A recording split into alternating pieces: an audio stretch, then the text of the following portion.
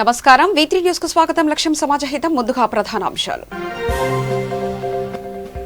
8వ రోజు విజయోత్సవంగా సాగిన మంత్రి వేణు పాదయాత్ర. హారతులిచ్చి బ్రహ్మరథం పట్టిన మహిళలు.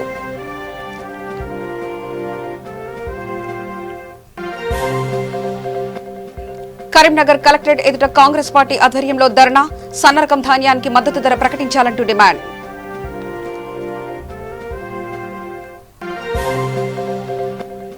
విశాఖలో గవరా వెల్ఫేర్ కార్పొరేషన్ ఆధ్వర్యంలో కృతజ్ఞతా సభ. బీసీలంతా సీఎం జగన్ కు అండగా ఉండాలన్న ఎంపీ విజయసాయిరెడ్డి.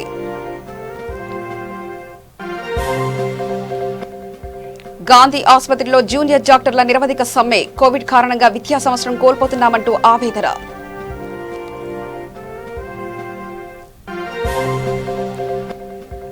కాకినాడలో మాజీ ఎమ్మెల్యే కొండబాబు కొవ్వొత్తుల ర్యాలీ. మైనార్టీలపై దాడులు అరికట్టాలంటూ డిమాండ్.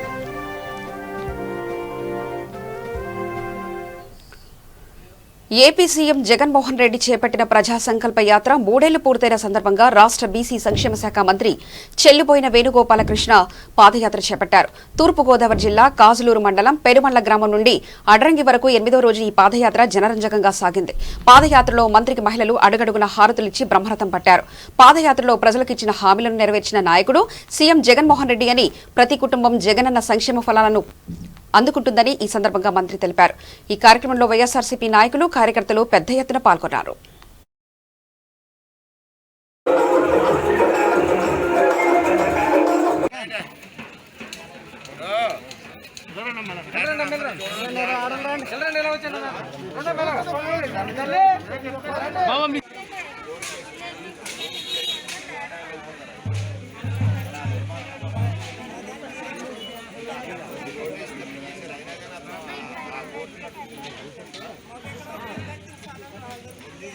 పేదరికం మీద,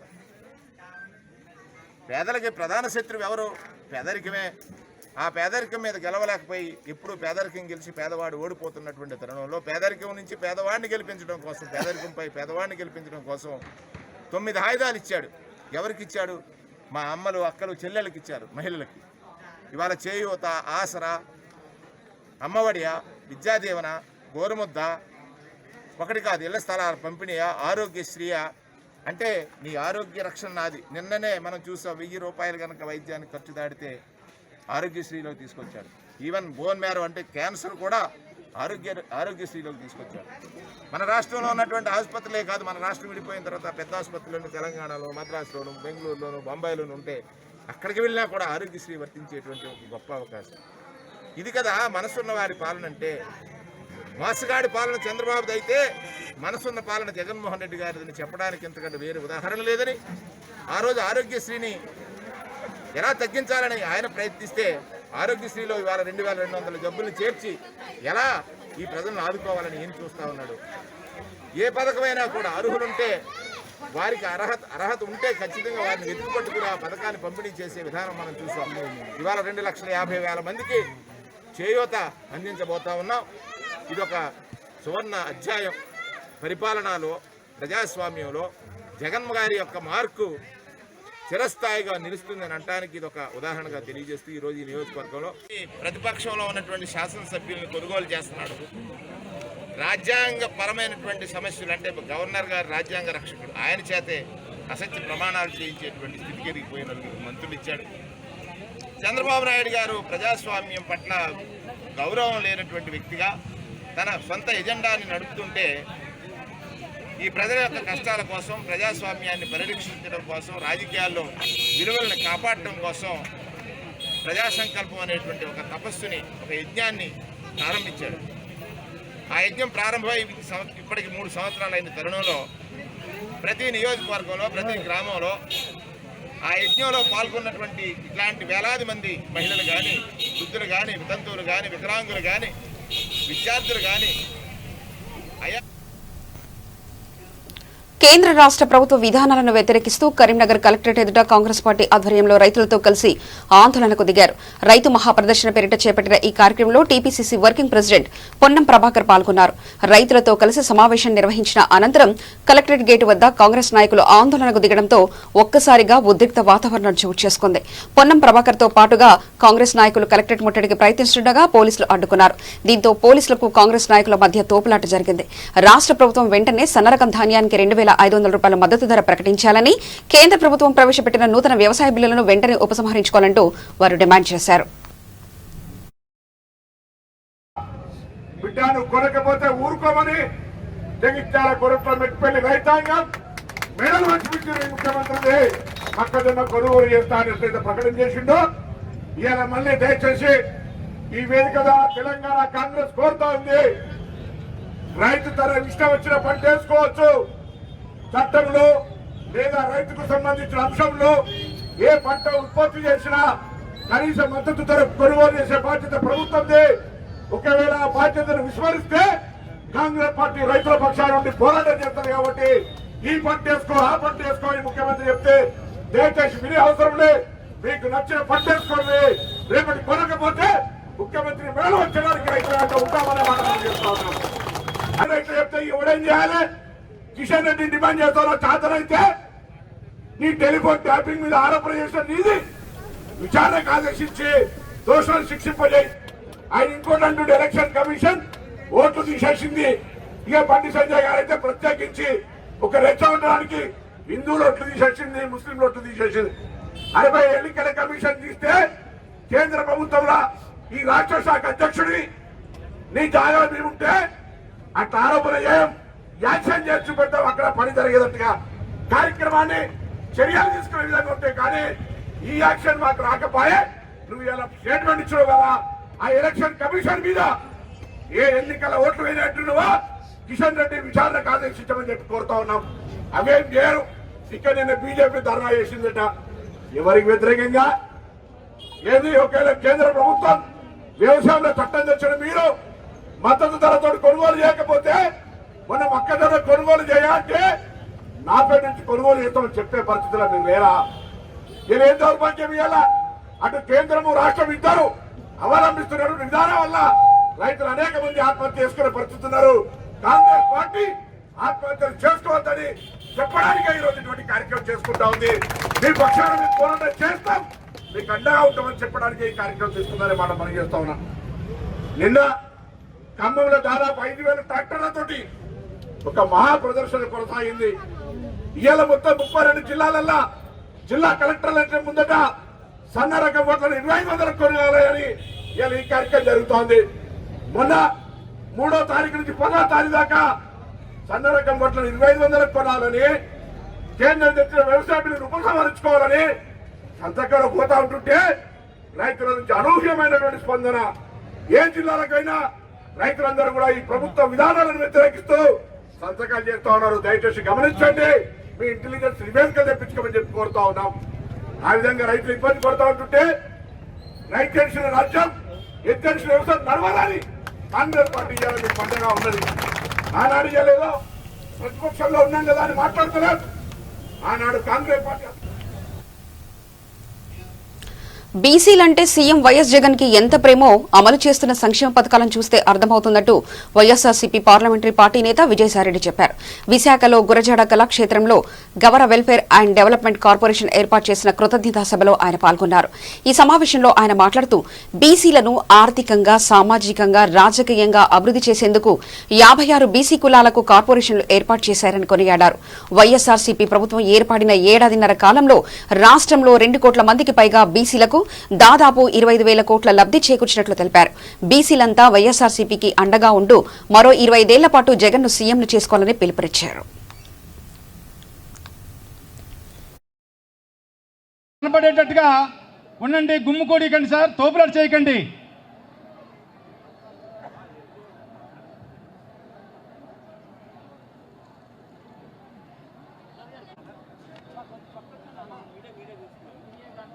విజయసాయిరెడ్డి గారిని సత్కరిస్తారు. అయ్యా, సన్మానం చేసిన వారు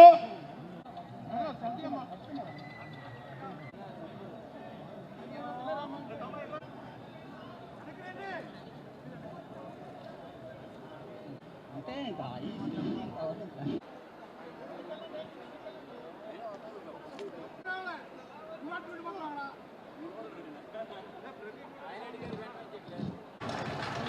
సందర్భంగా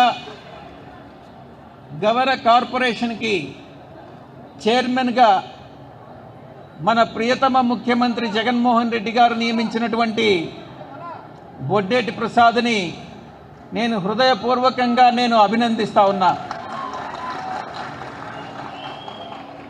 ప్రసాద్కు గతంలో రూరల్ ఎలక్ట్రిఫికేషన్ కార్పొరేషన్ చైర్మన్గా పనిచేసినటువంటి అనుభవం ఉంది. అది ఒక ఆరంగేట్రం, అది మొదటి మెట్టు. ఇది గవర కార్పొరేషన్గా ఇది రెండవ మెట్టు అయితే మరిన్ని అడుగులు వేసుకుంటూ మెట్లు ఎక్కుతూ ఇంకా ప్రజానాయకుడిగా ఎదగాలనని నేను మనస్ఫూర్తిగా కోరుకుంటున్నాను, అభిలషిస్తూ ఉన్నాను. ముఖ్యమంత్రి జగన్మోహన్ రెడ్డి గారి ఆశీస్సులు ప్రసాద్కి ఉన్నాయి. తప్పకుండా జీవితంలో, రాజకీయ జీవితంలో ఇంకా పైకి వస్తాడనని నాకు బలమైనటువంటి నమ్మకం ఉంది. మనిషి తన తప్పును తెలుసుకొని ఒప్పుకున్నటువంటి వాడే నిజంగా మహనీయుడని చెప్పుకోవాలి. నిజానికి ప్రసాద్ తను తప్పు చేసినట్టు ఒప్పుకొని మన ప్రియతమ ముఖ్యమంత్రి గారు జగన్మోహన్ రెడ్డి గారు క్షమించి తిరిగి అధికారం కట్టబెట్టడం అన్నటువంటిది నిజంగా ప్రతి ఒక్కరూ అభినందించినటువంటి విషయం. అటువంటి వ్యక్తి నిజంగా గవర అనంటే గౌరవ.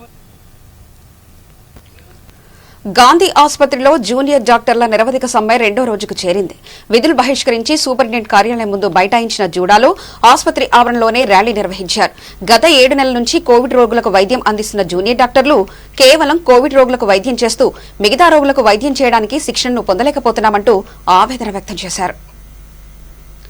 రాష్ట్రంలోని అతిపెద్దదైన గాంధీ హాస్పిటల్, మెడికల్ కళాశాలను కేవలం కోవిడ్ కోసం ఉపయోగించడంతో పోస్ట్ గ్రాడ్యుయేట్ వైద్యుల విద్యా సంవత్సరం కోల్పోవలసిన పరిస్థితులు ఏర్పడ్డాయని ఆవేదన వ్యక్తం చేస్తున్నారు.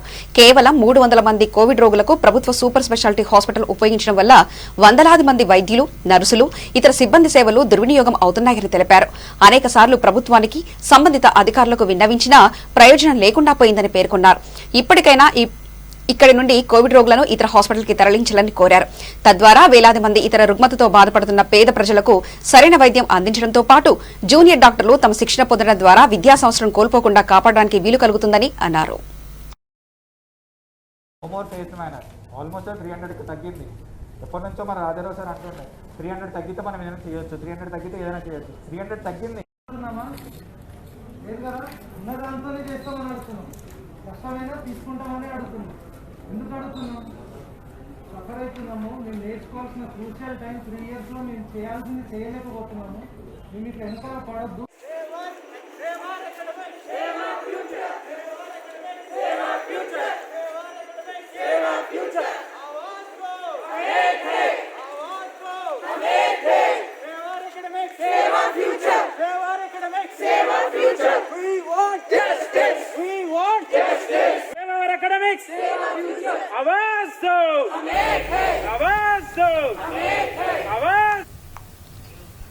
మైనారిటీలపై జరుగుతున్న దాడులు అరికట్టి నంద్యాలలో ఆత్మహత్య చేసుకున్న అబ్దుల్ సలాం కుటుంబానికి న్యాయం చేయాలని కాకినాడ సిటీ మాజీ ఎమ్మెల్యే వనమాడి కొండబాబు ఆధ్వర్యంలో కొవ్వొత్తులు మరియు కాగడాలతో నిరసన కార్యక్రమం నిర్వహించారు. ఈ సందర్భంగా పార్లమెంటు అధ్యక్షులు జ్యోతుల నవీన్ మాట్లాడుతూ రాష్ట్రంలో ముస్లిం సోదరులకు రక్షణ కరువైందని అన్నారు. ముస్లిం మైనార్టీ ఓట్లతో అధికారంలోకి వచ్చిన వైకాపా ప్రభుత్వం ఇటువంటి సంఘటనలపై చర్యలు తీసుకోకపోవడం చాలా బాధాకరమని ఆవేదన వ్యక్తం చేశారు. సలాం కుటుంబం ఆత్మహత్యకు కారకులైన వారిని తక్షణమే అరెస్ట్ చేసి సలాం కుటుంబానికి ఆత్మశాంతి కలిగే విధంగా తగిన చర్యలు తీసుకోవాలని వారు డిమాండ్ చేశారు.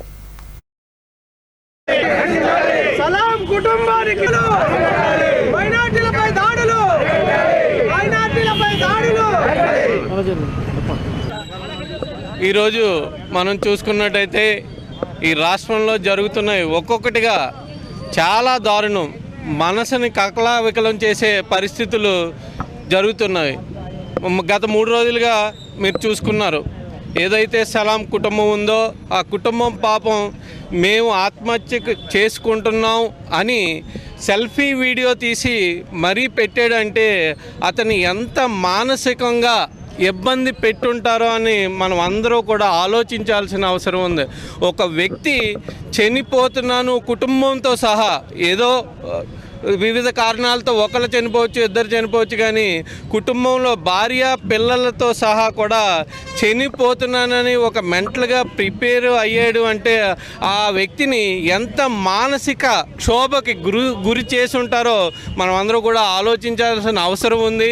అదేవిధంగా ఏదైతే ఆ సిఐ ఉన్నారో ఆ సిఐకి 24 గంటలు తిరగకుండా బెయిల్ వచ్చేయడం అంటే ఎవరు ప్రోద్బలంతో, ఎవరు సపోర్ట్ తోటి, ఈ గవర్నమెంట్ సపోర్ట్ లేకుండా అతను 24 గంటలు తిరగకుండా రోడ్డు మీదకి వచ్చాడంటే ఎవరు సపోర్ట్ ఉందో అన్నది ఈ రాష్ట్ర ప్రజలందరూ కూడా ఆలోచించాల్సిన అవసరం ఉంది. పాల్పడ్డారో ఆ యొక్క విధానం చూస్తుంటే ఈరోజు ఈ రాష్ట్రంలో రాష్ట్ర ప్రజలందరూ కూడా ఆందోళన ఉన్నారు. రాష్ట్ర ప్రజల ఆందోళన ఉండడం కాదు, ఈ రాష్ట్రం ఈ రోజున సిగ్గుతో తలదించుకోవాలండి. ఈ రాష్ట్ర ప్రభుత్వం, ఒక కుటుంబం ఈ రోజున నాకు అన్యాయం జరుగుతుంది, నన్ను వేధిస్తున్నారు, మా కుటుంబాన్ని వేధిస్తున్నారని చెప్పినప్పుడు కూడా కనీసం ప్రభుత్వం స్పందించకపోవడం వల్ల నేను ఆత్మహత్య చేసుకున్నానని ఒక సెల్ఫీలో వీడియో తీసి నలుగురు ఒకేసారి కుటుంబం చనిపోయారంటే చరిత్రలో ఎప్పుడు వినలేదండి. ఇటువంటి సంఘటన ఎప్పుడు వినలేదు. ఇది రాష్ట్రానికి సిగ్గుసేటు, ఆంధ్రప్రదేశ్కి, ఈ ఆంధ్రప్రదేశ్కి సిగ్గుసేటుగా కనిపిస్తుంది ఈ రోజున. ఏదైనప్పుడు కూడా ఈరోజు ఈ ప్రభుత్వం పైన నమ్మకం పోయింది ప్రజలకి. ఏదైనా కష్టంతో ఆదుకుంటుందనే నమ్మకం. ఏదైతే గత 3 రోజుల నుండి కూడా ఆంధ్రప్రదేశ్ రాష్ట్రం మొత్తం కూడా చూస్తూ ఉంది, అబ్దుల్ సలాం అనే ఆయన కుటుంబ సమేతంగా ఆత్మహత్య చేసుకోవడం అనేది చాలా విచారకరమైన విషయం. రంగారెడ్డి జిల్లా షాబాద్ మండలం సర్దార్ నగర్ మార్కెట్ కమిటీ నూతన పాలకవర్గ ప్రమాణ స్వీకార మహోత్సవానికి ఎమ్మెల్యే కాల యాదయ్య, ఎమ్మెల్సీ మహేందర్ రెడ్డి, కొడంగల్ ఎమ్మెల్యే నరేందర్ రెడ్డి ముఖ్య అతిథులుగా పాల్గొన్నారు. మార్కెట్ కమిటీ చైర్మన్ పదవికి ఎన్నికైన పొన్న స్వప్న నరసింహారెడ్డి చేత ప్రమాణ స్వీకారం చేశారు. అనంతరం వారు మార్కెట్లో ధాన్యం కొనుగోలు కేంద్రాన్ని ప్రారంభించారు. మండలానికి మరిన్ని పెద్ద కంపెనీలు వచ్చాయని, దళాలను నమ్మి రైతులు మోసపోవద్దని రైతులకు సూచించారు. ఈ కార్యక్రమంలో జెడ్పీటీసీ పట్నం అవినాష్ రెడ్డి, ఎంపీపీ కోట్ల ప్రశాంతి, మాజీ market committee chairman Srinivas Goud తదితరులు పాల్గొన్నారు.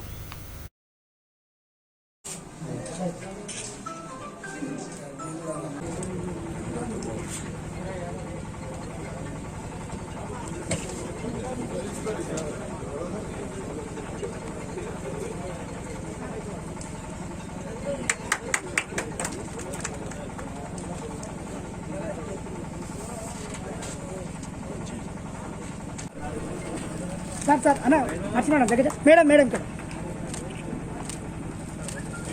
మన ఎమ్మెల్యే యాదన్న గారికి,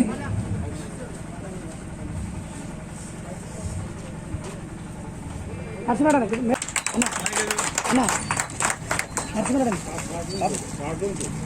రాబోయే రోజుల్లో మనదికే ఎక్కువ రావడానికి అభివృద్ధి కావడానికి ఆస్కారం ఉంటుంది. కాబట్టి తప్పకుండా మరి ఇప్పటికే 4 కంపెనీలు కూడా షాబాద్ మండలానికి రావడం జరిగింది. అభివృద్ధి పదంలో చేవెళ్ల నియోజకవర్గంలో నంబర్ 1 షాబాద్ మండలమే ఉంది. ఇప్పటికే వెల్స్మన్ టెక్స్టైల్ పార్క్ కానీ, కుందన్ కానీ, కటేరా కానీ, అమెజాన్ కానీ ఫ్యాక్టరీ రావడం జరిగింది. యువకులకు అందరికీ, నిరుద్యోగ యువకులకు అందరికీ కూడా ఉపాధి దొరికేటటువంటి అవకాశాల కోసం మరి గతంలో మహేంద్రన్న మంత్రి ఉన్నప్పటి నుంచి కూడా ఈ షాబాద్ మండలానికి ప్రత్యేకంగా దృష్టి పెట్టి 4 కంపెనీలు రావడానికి ఎంతో కృషి చేశారు. కాబట్టి తప్పకుండా మరి నరేందర్ రెడ్డి గారు ఎమ్మెల్సీ ఉన్నప్పుడు నేను నరేంద్రన్న మరి కేటీఆర్ దగ్గరికి పోయి చాలా రోజులు తిరిగి ఇక్కడ షాబాద్ మండలంలో ఎయిర్పోర్ట్కు అత్యంత సమీపం ఉంది, ఇక్కడ ఇండస్ట్రీకి అనువైన స్థలం ఉంది. కాబట్టి షాబాద్ మండలంలో డెవలప్మెంట్ చేయాలి, మరి మా చేవెళ్ల కాన్స్టిట్యున్సీ అభివృద్ధి అవుతుందని చెప్పడంతో మరి కేటీఆర్ కూడా స్పందించి ఇక్కడ 4-5 కంపెనీలు రావడానికి చొరవ తీసుకున్నాడు. ఇక రాబోయే రోజుల్లో ఇంకా కంపెనీలు వచ్చే సందర్భం ఉంది. కాబట్టి ఏదేమైనా షాబాద్ మండలంలోని నిరుద్యోగ యువకులకు ఉపాధి కల్పించడమే ముఖ్య ఉద్దేశంగా పెట్టుకున్నాం. కాబట్టి అదొక నిరుద్యోగ యువకులకే కాకుండా ఇక్కడ ఉన్న షాబాద్ మండలంలో అన్ని గ్రామాలకు కూడా అభివృద్ధి కార్యక్రమాల్లో పెద్ద ఎత్తున డెవలప్మెంట్ చేయాలన్న ఆకాంక్ష ఉంది. తప్పకుండా రాబోయే రోజుల్లో చేస్తాం. కాబట్టి వీళ్ళందరూ కూడా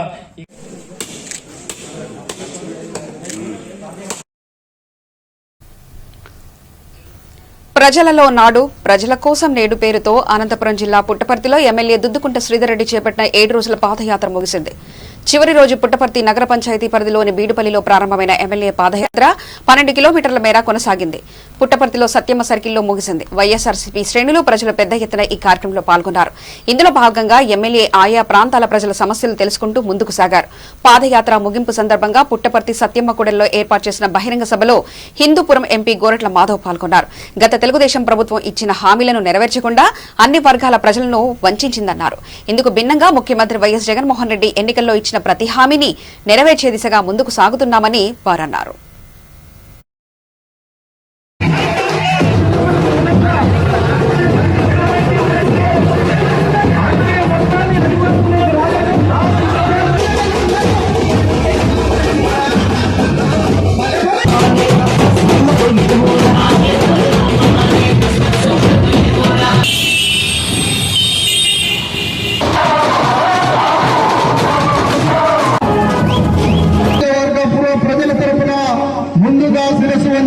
అండ ఉండాలి, మన సహాయ సహకారాలు ఉండాలి. రేపో మాపో నిన్నగడ్డ గారు ఎలక్షన్ జరుపుతా అంటున్నారు. దానికి మనం భయపడలేదు. రేపు రాబోయే ఎలక్షన్లలో గుర్రానికి గంజేసి ఆవుకు పాలు ఆడపిల్లలకు ఇంద్రనాడు ఒక బీసీ ఎంపీగా నేను మీతో షేర్ చేసుకోవాలి. మన బీసీ ఎస్సీ ఎస్టీ మైనారిటీలలో నాయకత్వ లోపం ఉంది, లీడర్లు తక్కువ ఉన్నారు. నా బీసీ ఎస్సీ ఎస్టీ మైనారిటీలను లీడర్లు తయారు చేయాలన్న ఉద్దేశంతో వైఎస్ఆర్ కాంగ్రెస్ పార్టీని బీసీ ఎస్సీ ఎస్టీ మైనారిటీలకు 90% పార్టీని పంచిచ్చినాడు. అదేవిధంగా ప్రభుత్వాన్ని పంచేయడం జరిగింది. 70-75% ప్రభుత్వం కేవలం బీసీ ఎస్సీ ఎస్టీ మైనారిటీలకే ఈ ప్రభుత్వాన్ని కూడా పంచిచ్చారు. మంత్రులు చూడండి, బీసీలు ఎస్సీలు ఎస్టీలు ఎక్కున్నారు. మీ అందరి బిడ్డగా మీకు అందరికి ఏదైతే మాట ఇచ్చానో పుట్టపర్తిని ఒక ఇంటర్నేషనల్ టూరిజం డెస్టినేషన్ కింద తీర్చిదిద్దుతానని మాట ఇచ్చాను. ఆ మాటకు నేను ఎల్లప్పుడూ కట్టుబడుతాను.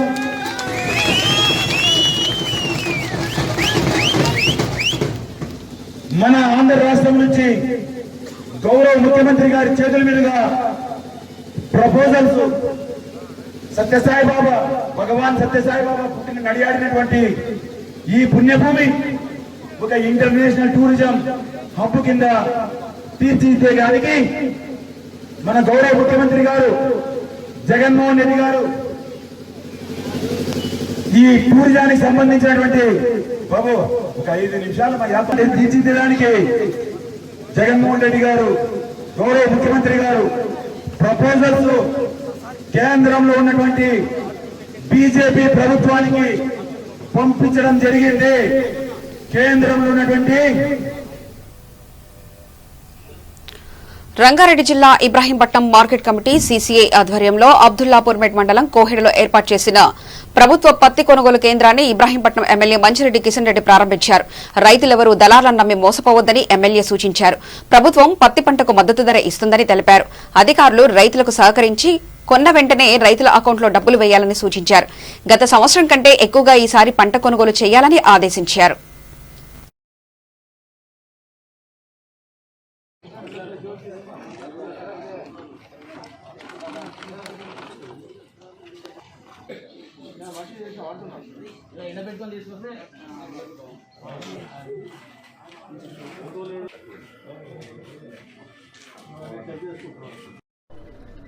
తెలంగాణ రాష్ట్ర ప్రభుత్వం ముఖ్యంగా పంటలలో రైతులకు న్యాయం జరగాలనే ఆలోచనతోటి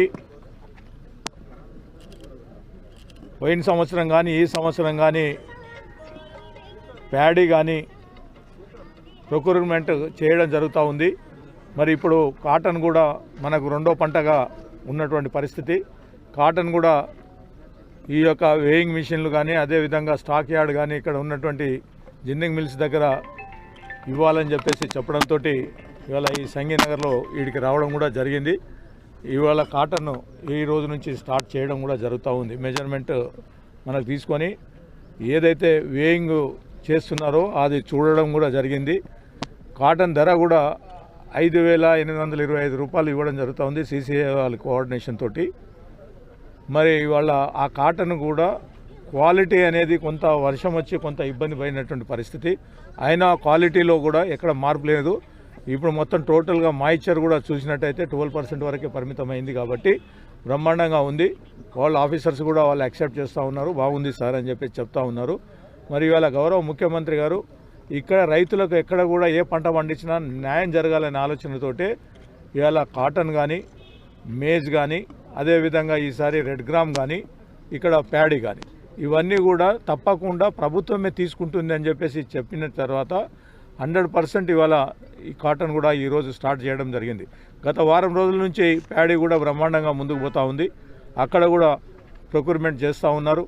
ప్యాడీ సెంటర్స్ ఓపెన్ చేయడం జరిగింది, ఆ ప్రొక్యూర్ కూడా చేయడం జరుగుతూ ఉంది. కాటన్ కూడా మన కాన్స్టిట్యున్సీకి ఇబ్రాహీంపట్నం సంబంధించినటువంటిది ఈ ఏరియాలో ఇక్కడ పెట్టడం కూడా జరిగింది. అందుకే CCI వాళ్ళను, మార్కెటింగ్ వాళ్ళను, అదేవిధంగా అగ్రికల్చర్ డిపార్ట్మెంట్కి సంబంధించిన వాళ్ళను కూడా నేను చెప్పడం జరుగుతూ ఉంది. ఇది రైతుకు అన్యాయం జరగకూడదు, రైతుకు న్యాయం జరగాలి. ప్రతి ఒక్క కిలో లెక్క కరెక్ట్గా వాళ్ళకు చెందే విధంగా కార్యక్రమాలు అధికారులు తీసుకోవాలని చెప్పేసి వాళ్ళకు కూడా చెప్పడం జరుగుతూ ఉంది. ఎందుకంటే కొంత ఇబ్బంది అయింది పోయిన సంవత్సరం, కానీ ఈ సంవత్సరం అలాంటి పరిస్థితి రావద్దని చెప్పి ఒక స్పెషల్ ఆఫీసర్ను కూడా పెట్టడం, మార్కెటింగ్లో AD గారు కూడా ఇక్కడనే ఉండడం జరుగుతూ ఉంది. ఎప్పటికప్పుడు స్పందిస్తూ అన్ని విధాల మెజర్మెంట్స్ చేసుకొని CCI వాళ్ళ కోఆర్డినేషన్ తోటి ఈ కార్యక్రమం జరగడం జరుగుతూ ఉంది. కాబట్టి రైతులు ఇక్కడనే అది చేసి మధ్య దళారీలకు ఎవరికి కూడా ఇవ్వద్దు అని చెప్పేసి కూడా నేను చెప్పడం జరుగుతూ ఉంది. ఎందుకంటే రేటు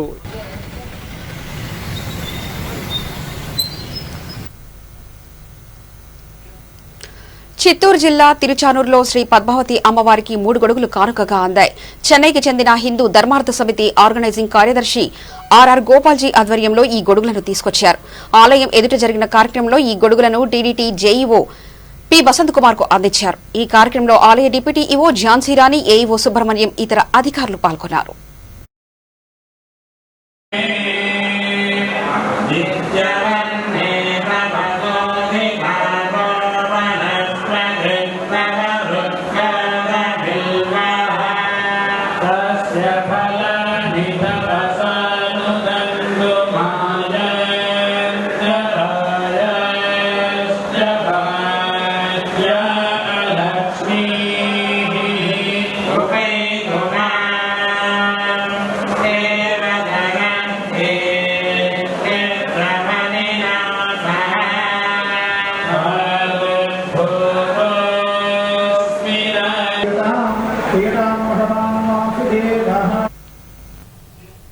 భారతీయ జనతా పార్టీ విజయాలను చూసి తెలంగాణ రాష్ట్ర ప్రభుత్వం భయపడుతుందని సనత్నగర్ బీజేపీ సీనియర్ నాయకుడు ఏజెంట్ సురేష్ పేర్కొన్నారు.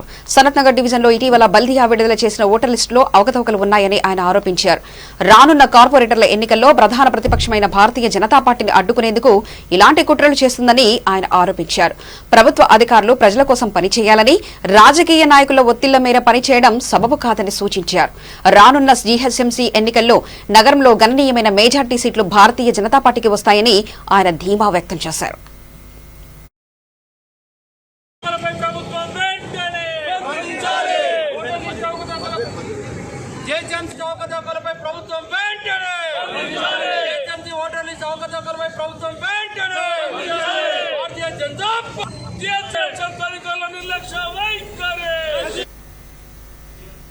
వరద బాధితులకు పరిహారం ఇవ్వకుంటే ప్రగతి భవన్ ముట్టడిస్తామని హెచ్చరించారు అఖిలపక్షం నాయకులు. IAS సదన్ డివిజన్ సాగర్ ప్రధాన రహదారిపై సింగరేణి చౌరస్తాలో అన్ని పార్టీల ఆధ్వర్యంలో ధర్నా చేశారు. బాధితులకు పరిహారం అందించడంపై శనివారంలోపు ప్రభుత్వం పునర్నిర్ణయం తీసుకోవాలని, లేని ఎడల అఖిలపక్షాల ఆధ్వర్యంలో ధర్నాలు, రోడ్డు రోకోలు, ప్రగతి భవన్ ముట్టడి కార్యక్రమాలు ఉధృతం చేస్తామని హెచ్చరించారు.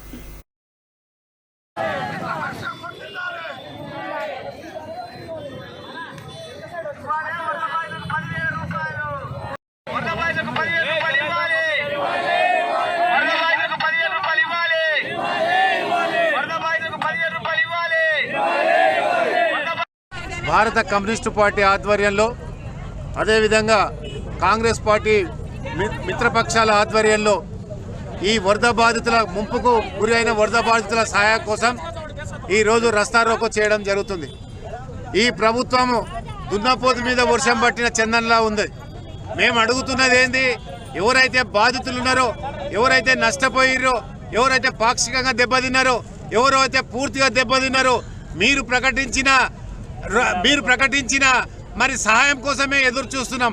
ఇక్కడ ఏమైంది, ఇక్కడ స్థానిక టీఆర్ఎస్ నాయకులు, టీఆర్ఎస్ సానుకూల పరులకు, టీఆర్ఎస్ మరి వాళ్ళకు అనుకూలమైన వ్యక్తులకు, మరి అపార్ట్మెంట్లు ఉన్న వాళ్ళకు పైసలు ఇప్పించారు తప్ప నిరుపేద కుటుంబాలైన సింగరేణి కాలనీ కానీ, మణిపురం గుడిసెలలో కానీ, చింతలు కానీ, ఆదిజాంబావ కాలనీ కానీ, సరళాదేవి నగర్ కానీ నిరుపేదలైన దరిద్ర రేఖ దిగ ఉన్న ప్రజలు నిజంగా బాధితులు అంటే వాళ్ళకు సహాయం అందించకుండా కేవలము మరి అపార్ట్మెంట్లో ఉన్నోళ్లకు, నీళ్లు రానోళ్లకు, వరద ముంపు గురిగానోళ్లకు ఈ ప్రభుత్వం సహాయం చేసిందంటే ఇంతకంటే దారుణం లేదు. మా యొక్క కమ్యూనిస్ట్ పార్టీ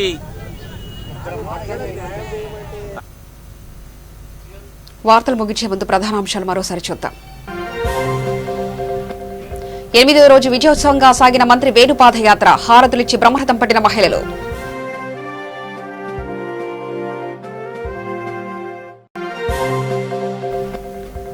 కరీంనగర్ కలెక్టరేట్ ఎదుట కాంగ్రెస్ పార్టీ ఆధ్వర్యంలో ధర్నా, సన్నరకం ధాన్యానికి మద్దతు ధర ప్రకటించాలంటూ డిమాండ్.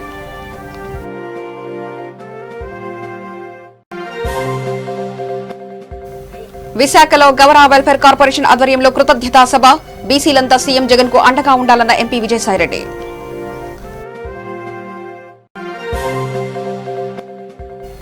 గాంధీ ఆసుపత్రిలో జూనియర్ డాక్టర్ల నిరవధిక సమ్మె, కోవిడ్ కారణంగా విద్యా సంవత్సరం కోల్పోతున్నామంటూ ఆవేదన.